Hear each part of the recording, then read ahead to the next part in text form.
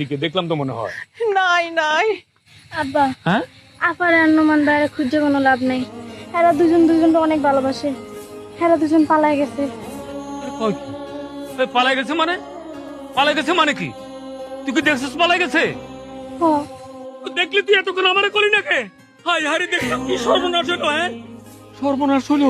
আয় এখন কি করে কত? শুনো, আমার কিন্তু সন্দেহ একবার হয়েছিল যে এরকম ঘটনা ঘটতে পারে। আরে ঘটবে না কেন? এর বাপেও তো একই কাম করছে। তখন কিন্তু সমাজে মুখ দেখাতে পারি নাই। আমার মাইয়া এই কামটা করলো, আমি এখন সমাজে মুখ দেখাবো কেমনে?